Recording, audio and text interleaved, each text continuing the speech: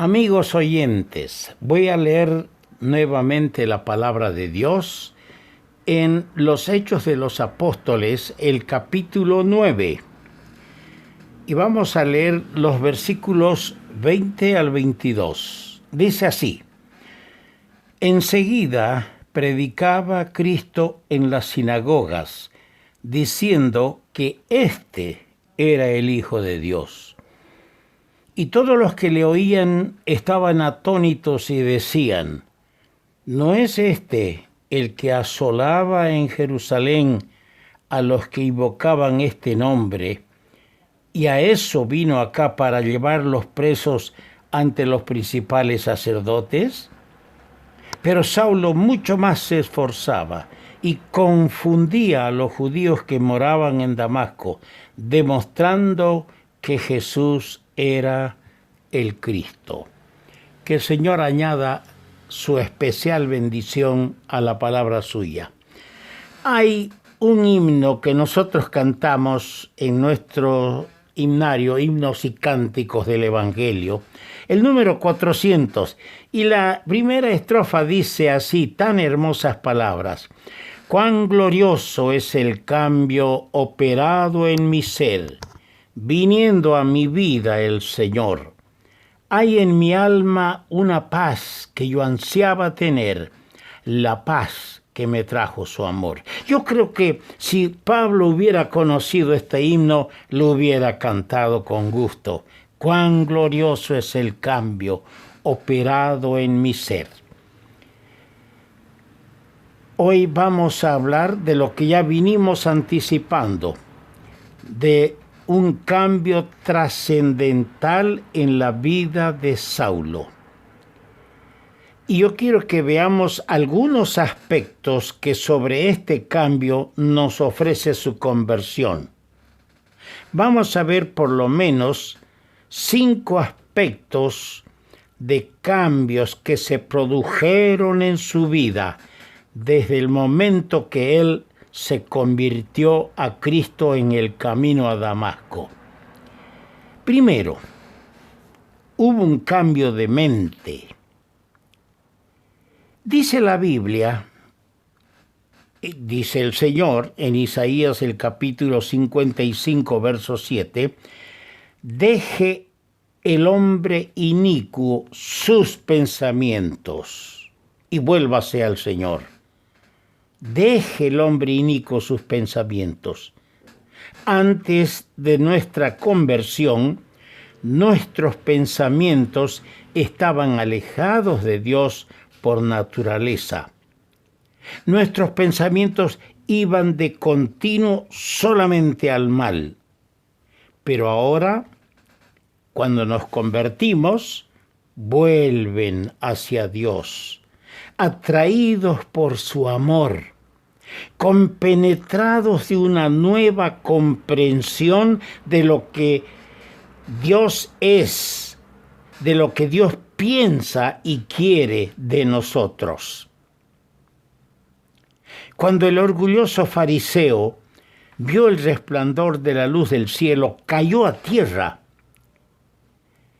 y oyó la voz que le reclamaba, le reprochaba por su actitud. ¿Por qué me persigue? Y dijo él, de ahí en tierra, ¿quién eres, Señor? Y esta expresión, ¿quién eres, Señor?, revela el principio de este cambio en sus pensamientos. Él tenía pensamientos, ideas extrañas, antagónicas, adversas a la verdad de lo que era Jesús de Nazaret, de lo que era el Dios de la gloria. Tiempo después, explicando su proceder antiguo, Pablo pudo decir en su testimonio en el capítulo 26 de este mismo libro: yo ciertamente había pensado, ahí están sus pensamientos, yo había pensado, era mi deber hacer muchas cosas contra el nombre de Jesús de Nazaret. Esos eran sus pensamientos, hacer mucho contra Jesús de Nazaret. Pero allí, en el camino a Damasco, el Señor cambió sus pensamientos más íntimos, cambió sus conceptos más arraigados, sus ideas propias, cambió sus razonamientos carnales. Ahora, convertido a Cristo, veía, pensaba y comprendía a la luz del Espíritu Santo. Había puesto toda su sabiduría, su mismo concepto de la vida, sus opiniones allí, en el camino a Damasco. Cuando tuvo la visión del Señor, todo lo que era grande para él lo puso al pie del madero, donde se rindió al Jesús de Nazaret, que había muerto en un madero, ejecutado como un malhechor. Allí, al comprender su significado, había adquirido la sabiduría de Dios en misterio. Había recibido el Espíritu que es de Dios y por el cual conocemos lo que Dios nos ha dado. Podía asegurar años después a sus hermanos en Corinto, después de haber crecido, comprendido y madurado espiritual y escrituralmente. Podía escribirle a los Corintios en su primera carta, el capítulo 2, nosotros tenemos la mente de Cristo. Su conversión produjo un cambio de mente. Hermano y hermana en Cristo, ¿puedes decir esto? ¿Que tienes la mente de Cristo? ¿Que tus ideas, tus pensamientos, esos que eran el resultado de una naturaleza corrupta, caída, fracasada, ahora hay una nueva criatura en ti? Todo el Espíritu Santo quiere todas esas áreas, cambiarlas. Puedes decir como Pablo, nosotros o yo tengo la mente de Cristo. Habíase producido el cambio de mente en Saulo de Tarso. En segundo lugar, hubo un cambio de actitud. Se observa en su respuesta sencilla y sincera: Señor, ¿qué quieres que haga? Antes era blasfemo, perseguidor e injuriador. Así lo dijo él escribiendo a Timoteo la primera carta del capítulo 1. Pero una vez recibido a misericordia, el Señor le puso por ministro. Miren, imagínese al blasfemo, al perseguidor de la iglesia, al perseguidor del Señor, al injuriador. El Señor ahora lo pone por ministro, por testigo suyo, dándole el encargo de una tarea bendita en la cual habría de demostrar cualidades y fervor tan excepcionales. Qué lindo pensar en lo que puede hacer el Señor a través de nuestra conversión a Él, los cambios que Él puede producir, generar en nuestra vida.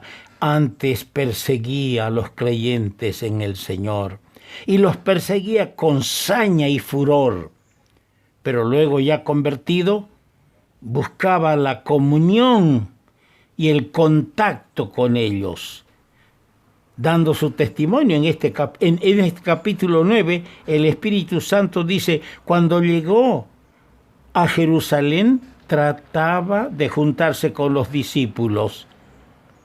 Antes los perseguía a muerte. Ahora humildemente busca la comunión, la amistad, el compañerismo de los discípulos. Antes perseguía al Señor Jesús. Ahora le predica abiertamente. Hemos leído acá, enseguida predicaba a Cristo en las sinagogas. Antes consideraba él muchas cosas ganancias, y ahora las cosas que antes para él las consideraba ganancia, las estima pérdidas por amor de Cristo. Había depuesto su actitud hostil. La Escritura dice en el versículo 1 del capítulo 9, Saulo respirando aún amenazas. Y en el capítulo 8, verso 1-3, es terrible lo que se lee de él en su enemistad contra el Señor y contra sus hijos. Ya no había esa actitud hostil. Se había rendido al Señor sin reservas, entregándole su vida por entero. En vez de dar coces, patadas contra el aguijón, se había rendido a la visión celestial, y primero en Jerusalén y luego por toda la tierra de Judea y luego a los gentiles.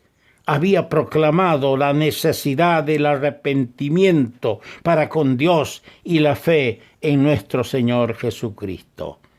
Así vemos que su conversión produjo un cambio de actitud. Ahí se registra en mi vida y en tu vida estas dos cosas que ya hemos dicho, un cambio de mente y un cambio de actitud. Ojalá que sí. Vamos a continuar con estos cambios que produjo la conversión en la vida de Saulo de Tarso.